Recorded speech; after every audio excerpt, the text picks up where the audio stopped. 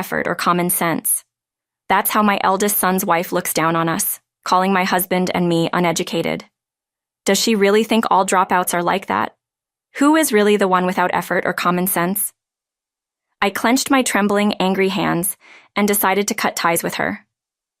My name is Kathleen. Despite the ups and downs, I'm about to turn 75. Overall, I've had a happy life. But there's been one problem. It's the presence of my eldest son's wife. I married Tom, and we were blessed with 2 sons. Mike, our eldest son, turned out to be kind and gentle, while our younger son, Bob, was a bit of a handful. Bob often got into fights with classmates and caused us quite a bit of worry with frequent calls from the school. But even Bob settled down after graduating from college and becoming a working adult. He married Sally, a calm woman who becomes quite intimidating when angry. Sally was the perfect match to handle Bob, who still had his mischievous nature. Indeed, after marrying, Bob voluntarily cut back on nights out with his male friends and started helping with house chores, showing his care for Sally. Seeing this change, I thought to myself how much Bob had grown up. The issue was with Mike. A little after Bob's wedding, Mike also got married. She was Mary, a woman with a somewhat stern look around her eyes. Apparently, her family background was quite elite, with a sister who's a doctor and relatives in politics. However, Mary herself wasn't a graduate of any prestigious university and worked as an office worker in a private company, quite an ordinary person. She met Mike, a graduate of a modest technical college, through work. Despite her initially stern appearance, she turned out to be a friendly and nice woman, getting along well with us. This was the case until she became pregnant. When Mary found out she was expecting their first child, she immediately called to inform us. We were overjoyed at the prospect of another grandchild, having already celebrated the arrival of Bob's first child. But Mary's call wasn't just to share the happy news of her pregnancy. I wanted to inform you and Kathleen that I'm pregnant. Really? That's wonderful, Mary. Take care of yourself, and remember you can always rely on us if you need anything. Thank you. Actually, Kathleen, I wanted to discuss something. What is it? Is it true that you and Tom dropped out of school? Uh-huh. Mary mentioned that during her pregnancy announcement, her parents asked her about the background of Mike's parents. By the way, what's the background of Mike's parents? She said she was asked by her mom. Until then, Mary hadn't really thought about our educational background or our family standard of living. It was the first time she had asked our son about it. According to her, our son told her, "My parents dropped out and helped with the family business." He said that he heard that. As I mentioned before, Mary's family is elite. There are no dropouts among them. Therefore, in Mary's mind, dropping out had a very negative connotation. To her, it seemed equivalent to being ambitionless and incompetent. When I honestly responded, yes, that's right. Then Mary said, "I see. Understood." She replied in a somber tone and abruptly ended the call. It might have shocked her to hear about an unfamiliar educational background, but Mary's spouse is not me. It's my son. Until then, I thought our educational background wouldn't matter to the two of them. A while later, we found out the gender of Mike's baby. It was a boy. The joy of expecting a grandchild was just as immense as when we had our first grandchild. Tom and I, getting carried away, gathered cute baby clothes and sent them to Mike's place. Mike expressed his thanks, and we thought they were pleased. However, during a visit before the baby's birth, Mary made an astonishing request. "We are a bit overwhelmed with all these clothes. Could you instead send educational toys that help with the child's brain development?" Tom and I were taken aback, as we weren't very familiar with the concept of educational toys at the time. "I grew up feeling inadequate at home, so I want to raise this child properly. Please, can you help with that?" Her polite request made us feel as though we had done something wrong, but it also left us wondering. Isn't it customary to express gratitude for baby clothes? We felt a bit uneasy, but we thought maybe Mary was just stressed before the birth. I remembered having similar feelings myself. We decided it was best to ask what they needed before sending anything next time. But that night, as I passed by Mary and my son's room, I heard such an exchange through the door. "Hey, can't you do something about Kathleen and the others? I'm worried about our child's future if it stays this way. But we can't change our educational background now. But the early years are crucial. I mean, no offense. But being influenced by dropouts like Tom and Kathleen might not be good for the child, right? I don't think that's going to be a problem. You can be sure I want to enroll our child in a private kindergarten. After that, it's Harvard University. But with dropouts like Kathleen and the others, I'm worried about the influence on exams and such. My brother and I were raised freely. We might be told it's cruel to focus only on studies. See, that's what I mean. That's not okay. If you raise them too freely, they'll end up like me, called a failure. I want to prove them wrong with this child. A failure? That's not true. The early years are so important, and having grandparents who are dropouts, I'm already worried about the child's future. It would be fine if they don't interfere with parenting. I was stunned to overhear such a conversation. I knew from my son that Mary was looked down upon for her educational background by her own family, but to think she was planning to give our grandchild an elite education just to prove her family wrong. Children are not extensions of their parents. They have their own lives. It's important to provide a good education, but what matters most is whether the child wants it or not. And nowadays, as the number of children decreases, society is moving from being credential-oriented to skill-oriented. Focusing solely on academic credentials seemed somewhat nonsensical. And this isn't just because I'm a dropout myself. I wondered if making a child study all the time from a young age was really the best approach. This is my grandchild, not my child. How much should I intervene? I chose not to interrupt the heated conversation between my son and his wife. I shared this incident with Tom and suddenly hinted our concerns to our son alone, without Mary. I ended up hearing it that night. I decided to bring up the matter, although I thought it might be meddling. We were still concerned about our grandchild's future and the behind-the-scenes dynamics between our daughter-in-law and son that we had inadvertently witnessed. However, Mike just said, "Mary is having a tough time. Try to understand." It seemed he was trying to harmonize the family by accepting Mary's opinion, even though it felt somewhat different from our more laid-back parenting style. Needless to say, I was somewhat disappointed in my son for being completely under Mary's thumb. I'd always thought of him as a kind son, but to become so submissive upon marriage. After some time, Mary safely gave birth to their first child. Eager to see our grandchild, Tom and I went for a visit. Unbelievably, we were the only ones denied visitation. Both Mary's parents were allowed to see them, as was Bob's family. Although we were told it was because Mary wasn't feeling well after giving birth, I couldn't help but feel suspicious because of our previous conversations. I couldn't help but wonder if we were being denied visitation because we are grandparents who dropped out. I couldn't help but doubt it. However, we couldn't just force our way in. Despite being denied visitation, accepting that it was for Mary's health, we avoided visiting her during her hospital stay. After she was discharged, we decided to visit Mike's home with a gift for the baby. But then, "I'm sorry, but Kathleen and you cannot enter our house." Mary stood firmly at the front door, her tense eyes making it clear that we were not allowed inside. I have been thinking about it a lot, what kind of environment I should provide for my child. But no matter how I think about it, grandparents who are dropouts will only be a source of shame for this child's future. Excuse me, dropouts are nothing but people who lack effort and common sense. Having such grandparents constantly around would be a bad influence. That's why I absolutely will not let this child meet you. I was stunned to think she would go as far as to refuse to let us meet our grandchild.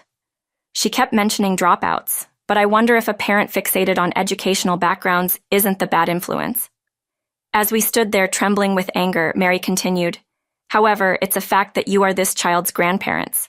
Rest assured, we'll accept gifts for the birth and school entrance, but please no items. Tom and Kathleen lack taste. Gifts from less intelligent people end up as garbage, so just give money. I won't tell the child it's from you." In essence, she just wanted the money. Was it the shock of being deprived of the joy of meeting our grandchild? Or was it the despair that Mike said nothing about the situation? Furious emotions were swirling inside me, and I didn't know how to properly express them. From the back of the room, I could hear the joyful laughter of Mary's parents playing with the child. This only agitated our feelings further in a bad way. Tears filled my eyes as I struggled to hold them back, and Tom's face turned red with anger. We quietly took each other's hands. Resolute. Understood. Then it's a disconnection. When Tom said this, Mike looked at us in shock, while Mary smiled. If that's the case, then it can't be helped, she said. After that, Mike tried to contact us several times, but we ignored him. Even if he wanted us to reconcile with his wife, it was impossible. It wasn't a matter of forgiveness. Simply, Mary's way of thinking and our compatibility were too different. Reconciling would only lead to the same problems. Gradually, Mike's attempts to reach out decreased, and all our affection was poured into Bob's family and their child. Bob's son, Joe, was a child who, unusually for these times, loved his grandparents dearly. This was because Bob worked in construction and his wife, Sally, was a nursery teacher. Both were working parents, and Tom and I were practically living with Bob's family, helping to raise Joe. To be clear, it wasn't that Sally and Bob had abandoned their parenting duties to us. Sally had considered quitting her dream job as a nursery teacher for childcare, so we suggested living together part-time. On the day Sally was absent, either Tom or I, or both of us, would go to Bob's house from morning till night to take care of our grandchild. 20 years had passed, and in the blink of an eye, our grandchild had grown up, graduated from university, and became a working adult. We organized a modest home party to celebrate our grandchild's independence and birthday. And that's when the incident happened. It was towards the end of the party, as everyone was enjoying wine, cake, and occasionally some fries. My grandson casually said, "After something sweet, you always crave something salty, right?" Just then, ding dong, ding dong, ding dong. The intercom rang loudly.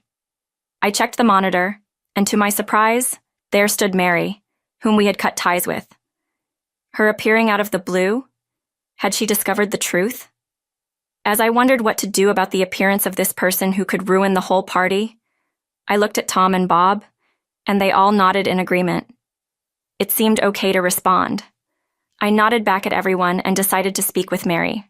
Not wanting to open the door, I spoke through the monitor. "What do you want?" To this, Mary, furious, replied, "You've been deceiving us." She was very furious. Apparently, Mary had found out the truth that we had kept silent. I vowed in my heart to return the humiliation she had given us twice over. "Don't shout such unpleasant things at the front door.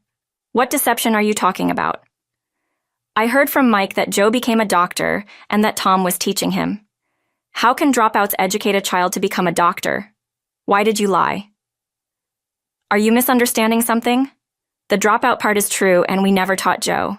What Tom's dream was to be a teacher, but his family had too many children. As the youngest, there wasn't enough money for him to go to high school, so he reluctantly helped on the farm. That's why the dropout part is true.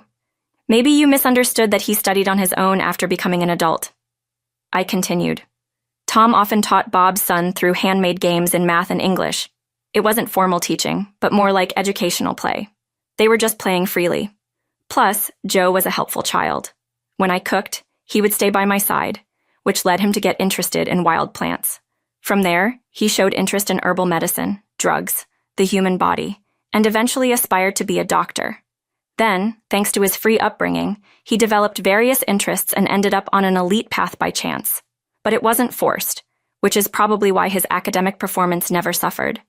He must have enjoyed studying, and that's why he got into Harvard University on his first try. My sister, an Oberon, also helped him with his studies. We didn't mention it, but I also helped with a family business for the same reasons as Tom. In our times, financial reasons or family circumstances often led to unavoidable dropouts. Listening to my explanation about the various reasons for dropping out, Mary's face twisted and turned pale. "Why didn't you tell me this when my child was born? Then my child wouldn't have ended up a failure. My child was rejected from safety schools and ended up postponing college.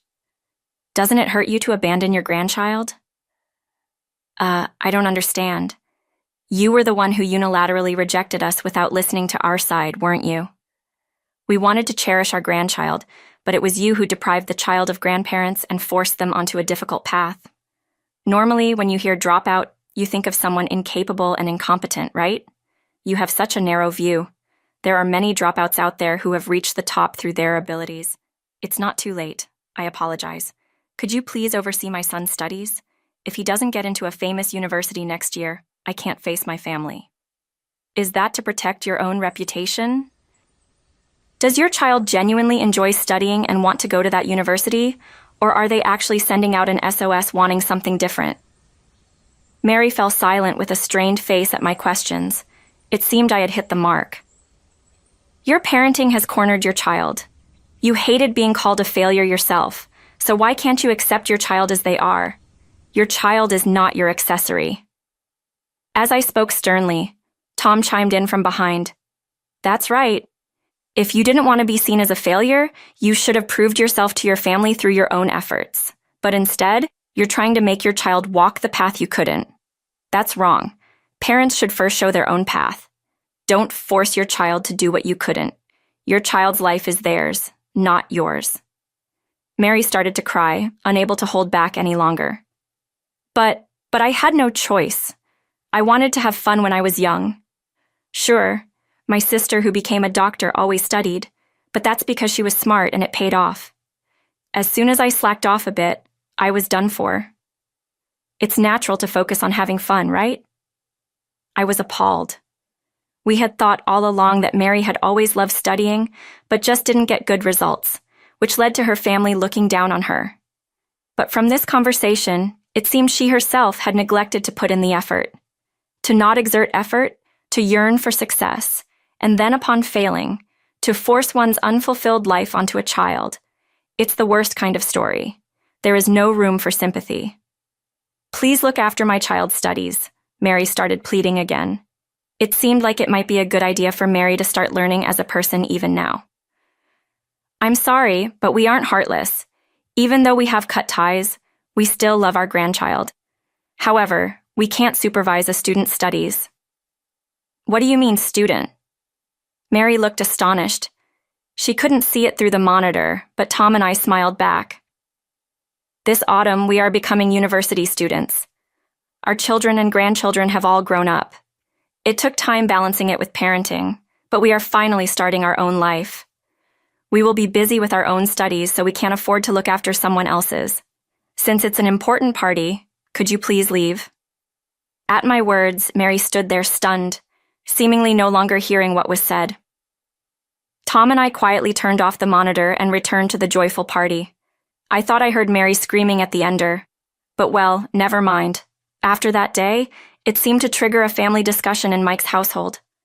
Mike asked his child, "Do you really want to go to university?" It turns out the child had lost motivation because they wanted to pursue something else, but Mary was pushing for a law career. Changing the direction of study paid off, and the next year the child successfully got into university and later pursued their dream in IT. Needless to say, I was relieved to know that the grandchild didn't end up unhappy. On the other hand, Mary, shocked to learn that her child disliked her approach to education, proposed a divorce to Mike. Mary seemed to have reflected on her failure as a mother. Apparently, the grandchild was under stress from studies, and Mary hadn't even noticed. Calling herself a failure as a mother was indeed accurate. Mike, having grown tired of Mary's overzealousness in education over the years, readily accepted her divorce proposal. The couple divorced once their child became independent. Mary, not feeling up to returning to her parents' home, is currently working under a young boss, being strictly supervised due to her long break from the workforce as a full-time homemaker. She apparently has a significant gap in her skills, struggling even with computers, and her work isn't going well. She often gets scolded at work and sometimes vents her frustration to her ex-husband Mike, though it seems he no longer pays her much attention. Mike, apologizing to us before the divorce, said, "I'm not blaming it on my youth, but I'm ashamed of my inability to make sound decisions. A son is always a son regardless of the situation, and we as his parents recognized that the problem at that time was with Mary. We had cut ties with Mary, who was our son's wife, but never intended to sever our bond with Mike, our eldest son. Mike was desperately trying to protect his first ever family. We thought it best to show understanding with the wisdom of our age. As Bob's children and Mike's children each begin to walk their own paths, what about us, you might ask? Tom, now 75, graduated from university and became a home-based IT engineer. His main job is creating and publishing educational games for children. While I can't be a teacher at this age, Tom is very happy that he can indirectly contribute to children's education. As for me, I studied nutrition in college and became a cook. In fact, I've published a few books. My popular dishes mainly include local cuisine and warm home-cooked meals like those made by a country mother with her own twist. Having found a job that we can do even after retirement, we are truly living our second life to the fullest. Every day is so much fun. Whether we are dropouts or even uneducated, we believe that with effort, any path can be forged.